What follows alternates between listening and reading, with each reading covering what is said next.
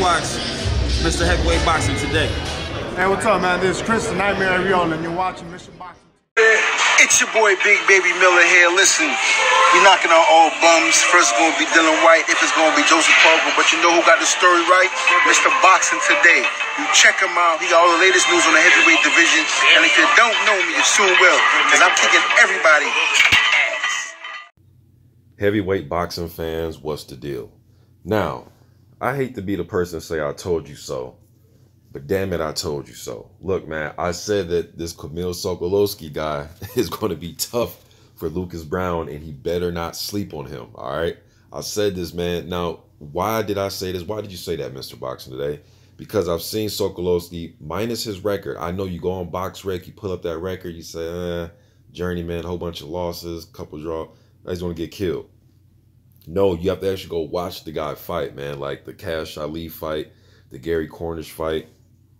I know he fought Nathan Gorman twice. Gorman was able to stop him one of the times, and Dillian White was able to stop him. But David Price was on, and we know David Price has a big right hand, and he had David Price fighting like a watered down version of Tyson Fury, fighting off the back foot, trying to stick and move.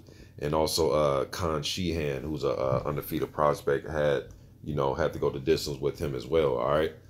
Kamil Sokolowski is the type of guy, man, and he's also beaten some guys, right? He stopped Nick Webb. Nick Webb lost to Dave Allen, tried to come back and rebuild himself against Sokolowski, took another loss, got stopped, and he also beat Sean Turner, who was undefeated at the time, guy that also done a video on. But Sokolowski, high guard, tough, formidable, tight defense, isn't there to lay down. He comes in shape. That's what they do, comes in shape. Has a decent jab, decent type of hand speed, you know what I mean? And he's a tough dude, man. And Lucas Browne learned the hard way. And I thought Lucas Browne lost this fight, just like I thought Sokolowski beat David Price, man. I'm telling you, there are some guys like the Avery Gibsons and John Boldens, these kind of obscure journeyman guys who you always hear me say their name. I'm not just talking out my ass, man. Like, you actually go watch these guys fight. They're putting a lot of these guys who they'll lose the fight, but they're putting them through decisions. They're making the guy earn the victory, man. And some of these guys aren't the easiest guy to try to just rebuild against. All right, now, the reason why I thought Lucas Browne lost his fight, well, for one, he got knocked. It was only a 6-rounder. He got knocked down in the second round with a left hand. It was a legit knockdown. He was throwing a right hand. So he got hit with the left hand, and he was throwing a right hand, further getting himself off balance. He got up. He beat the count. He got up. I thought he was getting out jabbed, out quick, out hustled. I thought Sokolowski was doing a good job of parrying Lucas Browne's jab. Lucas Browne, and he's done this throughout his career, but to me, he's getting a little bit slower. He's aging a little bit. I think his last hurrah was probably the Chagaya fight, man, to be honest with you. He ended up getting, but at the same time, man, he tries to fight in this style where he's trying to fight like in the QT style almost, where he kind of circles a little bit, he drops his hands a little bit, shoots his punches from his waist, stick the jab, kind of leans over to the right side while he's sticking the jab and circling left. That type of thing, try to make you miss with some subtle head movement with his hands down.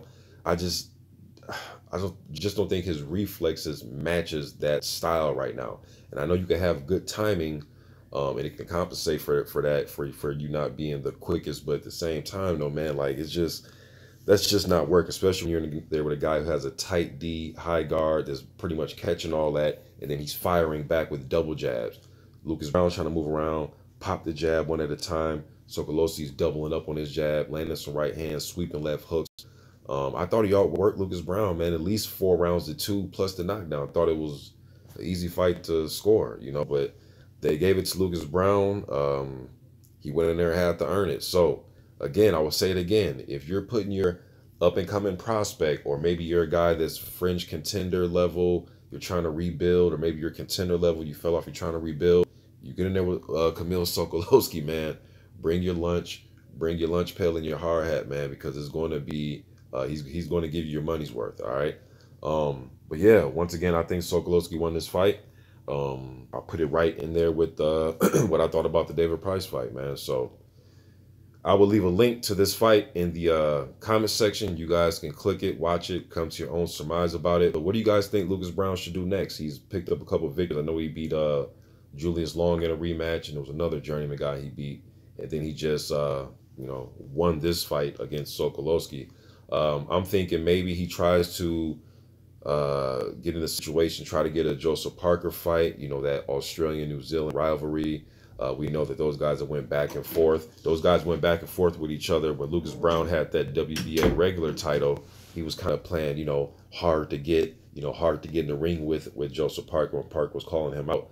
Remember, guys, Lucas Browne was saying he, meaning Parker, hadn't done enough. He needs to earn it to fight. Remember when he was saying that? And then you fast forward a little bit, when Lucas Browne no longer had that WBA regular title and Joseph Parker was a WBO champion, then it was Joseph Parker kind of playing Lucas Browne to the left, saying, hey, man, you got to work your way up and fight me. You dig what I'm saying? So now that they're both titleless, or they're non-titleless, they don't have titles, so titleless, you know what I mean? Not titleless, but you guys get what I'm saying, man. I wouldn't mind seeing it right now. Parker is rebuilding himself after those two tough decision losses. Very good performance even though he lost to White. It's a good fight with White. Damn near stopped him. And then he went there and put up a competitive fight against Anthony Joshua. He's in the process of rebuilding himself as well. I know Tyson Fury has that deal with ESPN, so I know Parker's a name that's being thrown in there in the mix to possibly fight Fury. But if he can't get that, we know that Parker went home in New Zealand, got the win over who do you fight? Was it Flores? Guy named Flores. But I wouldn't mind seeing that type of fight. I'm just speaking from Lucas Browne's standpoint. I don't see him getting a title shot anytime soon. And I think he was just wasting his time. I can't tell him what to do as far as making money or anything like that, but he will be fighting these type of journeyman level guys. Why not just try to step up, fight Parker, make it a big, huge event? You only have one loss, which was to Dillian Whyte, a guy that's also dropped Joseph Parker. Although Parker did drop Whyte as well, he didn't get knocked unconscious like Lucas Browne, but they both lost to the guy. You dig what I'm saying? So, and maybe some fans out there will still credit, and I'm sure if they promoted this fight out there in the New Zealand, Australia area, they were promoted as two former world champions. Although me personally, I really don't count the WBA regular title as a real title. And then we know that Parker had the WBO. All right, so maybe that type of situation. And I know this won't happen, but I was kind of thinking of it, but I'm sure it won't happen. But I was thinking maybe Lucas Browne not going into this fight trying to lose, but maybe, if he has a passing of the torch fight, why not give a kid like Willis Meehan a chance? I know Meehan only has 8 fights or whatever, but, me personally, I would like to see that type of fight. But Lucas Browne versus Joseph Parker, I think the money would be there. The promotion would be there. NZ versus Australia, that would be there. So you guys let me know what you think in the comment section about this, man. Even a fight with, like, Robert Helenius, I think that's another good one. There's a few other ones out there, but I'm thinking Parker, you know what I mean? But you guys let me know what you think in the comment section about this. I'm gone.